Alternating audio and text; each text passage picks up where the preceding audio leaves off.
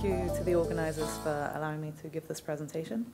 So, as Nick said, I'm going to tell you a little bit about our CAR T cell trial in relapsed ALL. Briefly, as many of you know here, though traditional therapies do very well at treating ALL, relapsed ALL is quite a different case, and in some cases we have as little as 20% survival rate when the cancer comes quickly after traditional therapies. So we really need some new therapies to treat these cases. So we are looking at CAR T cell therapy. As Phil mentioned this morning, CAR T cells are very interesting in the fact that they can recognize any surface antigen and don't require the MHC, so we don't have the problem of HLA types. In B-cell malignancies, we have a great target, CD19, which is completely specific to B-cells, so we have no off-target toxicities. And it's also present on the leukemic stem cell. For this reason, there are many people looking at CD19 CAR T cells in many different B-cell malignancies. Everyone has their own version of their CAR construct, different patient demographics, and very different efficacy rates. So I'm just going to give you a little snippet of what we found here in Seattle. So our trial is a phase 1 dose escalation study, doses from 0.5 to 10 million cells per kilo. Just to briefly tell you about the design of the study, so patients are enrolled. We get an apheresis product to be able to make that product, and in that time the patients can go on to take chemotherapy as recommended by their treated physician. 7 days before infusion, they're given some lymphodepleting drugs, and after infusion we follow them for 63 days, and after that we do long-term follow-up to keep track of them.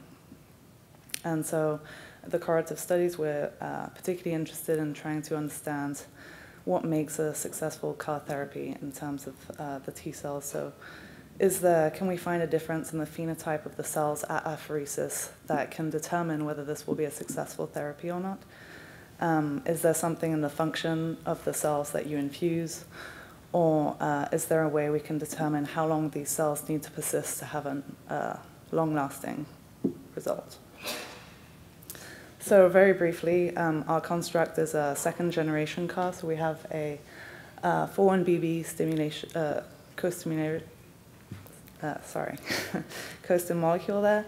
And one thing slightly different to other CARs, we do have a transduction marker. So this is the truncated version of the endothelial growth factor receptor. The reason we use this is this protein is recognized by cetuximab, which is a clinically available antibody.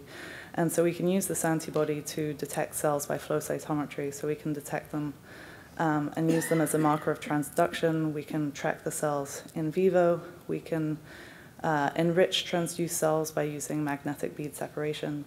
And we can also use it as a potential suicide mechanism that's been shown to work in mice, but not yet tested in humans. So very briefly, our patient population so far, we have 33 patients that I'll be talking about. Most of them have had a first or a second relapse.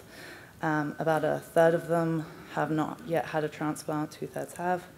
And at the time of infusion, about half of them have high disease burden of more than 25% tumor cells in their bone marrow. And the way we prepare the product, so from the apheresis product, we separate out CD4s and CD8s, grow them with CD3, CD28 stimulation and cytokines. Transduce with lentivirus, our efficiency is about 60 to 80%, but we do a EGFR enrichment, so end up with a highly purified product, and then infuse both CD4s and CD8s at a 1-to-1 ratio. Functionally, we did a standard chromium release assay, and you can see that, if I can find the pointer, yeah. These are all our CD8 products. These are our 2 control cell lines at the bottom. So all the cells we tested were able to kill a CD19 expressing cell line in vitro. We've just started running intracellular cytokine staining, so I only have data for 6 patients. But you can see here that we measure CD107A, which is a marker of degranulation. We see extremely high levels of that in the patients tested. And then in terms of cytokines, we really see mostly TNF, but again, this is just 6 patients out of the 30-ish we have. So how do these cells look in vivo? So on the left, oops, wrong one. On the left, I'm showing you the percentage of EGFR T positive cells of total CD3. On the right, I'm showing you the absolute numbers of EGFR per microliter of blood. And these are the time points that we're following them at. And as you can see, these cells rapidly become detectable in the blood with very high levels of expression in certain patients. But you also see that there is a huge scatter between the different patients. In the absolute numbers, in those that do get detectable T cells, we have a 2-fold difference between the lowest and the top here. And again, we have some that have undetectable numbers. If we look at the percent CD19 in the blood, so I'm not differentiating between tumor and healthy B cells in this case, this is just total CD19 expression. You can see that this correlates very nicely with the EGFR. And so as soon as you start seeing CAR T cells in the blood, your number of B cells drop and usually go down to 0. So we actually use the percent of CD19 in the blood as a surrogate for functional T cells. So if there are no B cells, and if there's no CD19 expressing cells in the blood, we're assuming that even if we can't detect T cells, there must be some somewhere that are keeping those B cell numbers down. So how to explain the heterogeneity in between the engraftment levels in these different patients? The first logical place to look was the dose levels. If we give more T cells, do we have more engraftment? And that doesn't really seem, oops, I always get those buttons wrong. That doesn't really seem to be the case here. So these are our 4 doses, and you can see the 4 curves. Looking at the disease burden, so 7 days before infection in the bone marrow, we start seeing some link with especially the high disease burden group does seem to have more higher levels of engraftment. This was barely significant with a p-value of 0.052. And then if you take so CAR T cells don't really differentiate between CD19 on a healthy cell or CD19 on a tumor cell. So if we take the total percentage of CD19 positive cells and separate those into, those that have less than 5% CD19, 5 to 25, and more than 25, you see a nice clear correlation there between those. So basically, the more CD19 you have expressed in the bone marrow, the higher engraftment levels you'll have.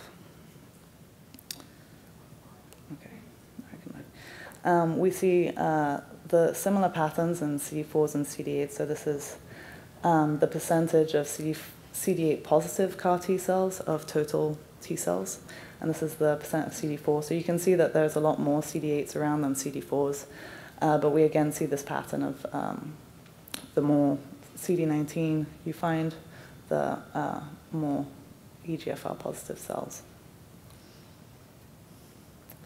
So how does that translate clinically? We've had a great response so far. So out of 30 patients evaluable, we've had 27 go into complete remission, which is defined as having an MRD negative marrow based as by flow cytometry. This is the overall survival curve, and you can see that by 12 months we've got about 80% survival, which is great. Unfortunately, we have seen cases of relapse in some of the patients that went MRD negative. 3 of these were CD19 negative recurrences, so 2 of them seemed like CD19 negative escape variants. 1 of them actually looked like a lineage switch. But we did have 8 of them as CD19 positive recurrences. And so the big question is, can we differentiate the patients that remain MRD negative from the patients that then go on to get a recurrence? So I've separated the patients out into those that did not achieve CR, those that had a CD19 positive recurrence, those that had CD19 negative, and the patients that have remained MRD negative. keep in mind that we have quite small numbers here, and we've also, this is an ongoing study, so we've followed up different patients different amounts of time. So I'm looking here at the CD19 load, different values of the engraftment, and also the number of days that they remained B-cell aplastic, so as a measure of the number of days that their T cells were functional. So what we see first is that the patients who did not achieve CR seem to have very low to no engraftment. So it looks like in order for this to work, you need to have some level of detectable T cells around. Now if we look at the CD19 positive recurrence group, there isn't much difference in the engraftment levels. However, the days of B-cell aplasia seem to be much lower, with about 47 days on average in the CD19 positive group versus 115 in the patients that remained MRD negative. And this would, so this would seem to show that you need your T cells to stick around for a longer period of time for you to remain MRD negative. So what determines the length? How do we decide if a T cell is going to stick around for a while or if it's going to disappear quickly? So as Phil mentioned, several people mentioned already, there is this role of the different T cell differentiation profiles that may be involved. So it's been shown both in mice and in monkeys that central memory and naive cells may be better. So making an effector cell from a central memory or a naive cell may last longer in vivo than if you make an effector cell from effector memory or effector population.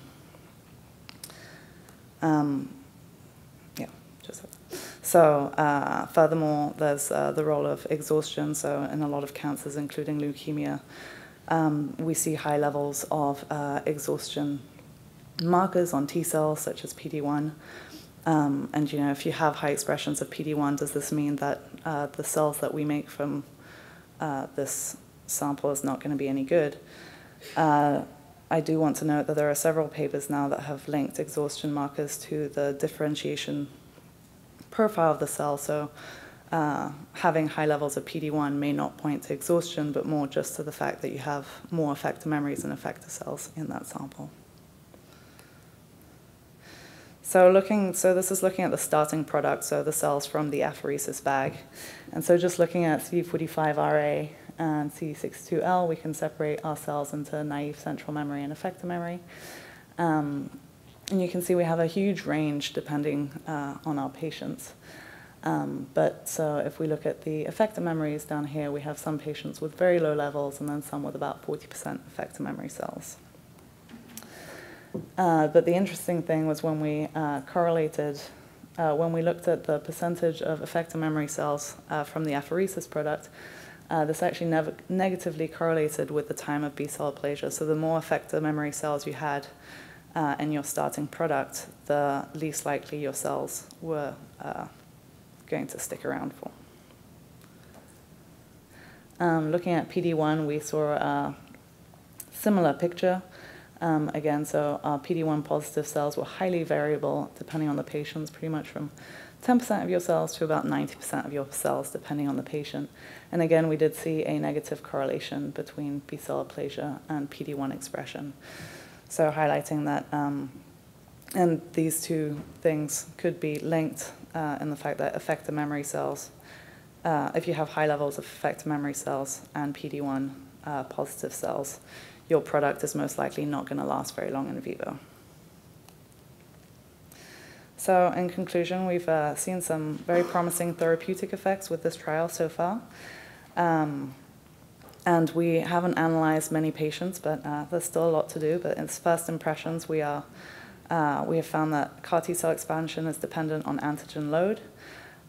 If you do not have an expansion, you're less likely to have a successful treatment. And there is an increased risk of recurrence in patients with shorter average time of B-cell aplasia. So if your T cells don't stick around for at least 63 days, you're more likely to see a recurrence later on.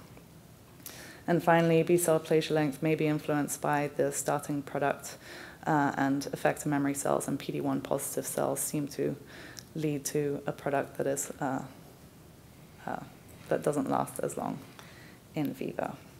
So again, we do have a lot of samples in the freezer that are waiting for analysis. We've got a lot more to do, and I think we'll get a much clearer picture once we analyze the whole set. So finally, I'd just like to thank everyone that was involved in this project. We have a great team of people working on analyzing all these samples. We're based at the Towne Center. Obviously, Mike Jensen, essential to all this work, and TCPC is our cellular manufacturing team. And then the clinical team, Rebecca Gardner is the PI on the study. Julie Park is heavily involved.